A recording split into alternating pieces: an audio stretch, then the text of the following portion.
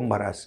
కుంభరాశిలోని వారికి ఈ వారం ఇక్కడ శతభిషం, పూర్వభాద్ర, ఉత్తరాభాద్ర, ధనిష్ట, శతభిషం, పూర్వభాద్ర ఈ 3 నక్షత్రాలు ఉంటాయి.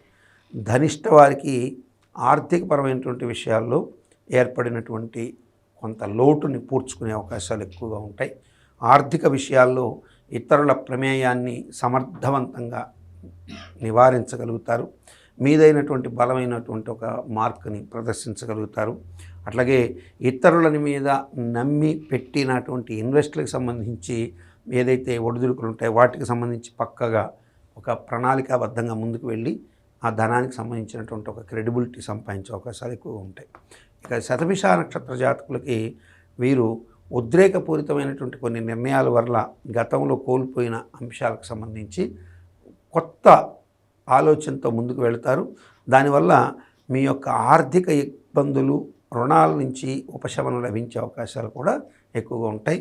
అలాగే కొంత తీర్థయాత్రాది స్థలాలకు వెళ్ళడం, రిలాక్స్ మూడ్లో ఉండడానికి ప్రయత్నం చేయడం ఇటువంటివన్నీ చేస్తారు. అట్లాగే ప్రభుత్వపూర్వకమైనటువంటి నిర్ణయాల్లో ఏర్పడిన ఇబ్బందులు, అంటే ప్రభుత్వం తీసుకున్న నిర్ణయం ద్వారా మీకు రావాల్సిన ధనం ఆగిపోవడం, అట్లాగే కోర్టు వ్యవహారాదులు ఇటువంటి వాటిలన్నింటిలో కూడా జయం కలిగే అవకాశాలు ఎక్కువగా ఉంటాయి. ఇక పూర్వభాద్ర నక్షత్రం. పూర్వభాద్ర వాళ్ళకి ఈ వారం ఆర్థిక, కుటుంబ, రాజకీయ అన్ని రకాల అంశాల్లో అద్భుతమైన ఫలితాలు ఉన్నాయండి. ఏ విషయంలో కూడా మైనస్ లేదు. వీరు అనుకున్న పనుల విషయంలో ఇతరుల సహాయ సహకారాలు అందుతాయి.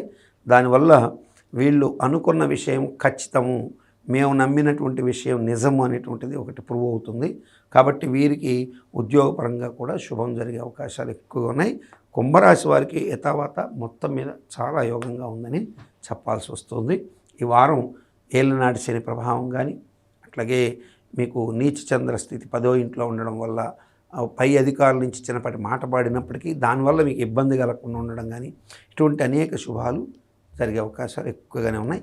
ఎక్కడ మీరు వరి అవ్వాల్సిన అవసరం అయితే పెద్దగా కనపడటం లేదని చెప్పాల్సి వస్తుంది. అయితే 10వ ఇంట చంద్రుడి నీచ స్థితిలో ఉన్నటువంటి దోషాన్ని బాపుకోవడం కోసంగా ఈశ్వరుణ్ణి మాత్రం కొంచెం పట్టుకుంటే పై అధికారుల నుంచి మీకు కొంచెం గట్టి ఇబ్బందులు రాకుండా మీకు శుభం కలిగే అవకాశాలు ఎక్కువగా ఉంటాయి.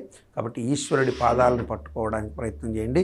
శివుడికి అభిషేకం ప్రదోష కాలంలో మంచి శుభాన్ని కలిగిస్తుంది ఈ యొక్క కుంభరాశికి.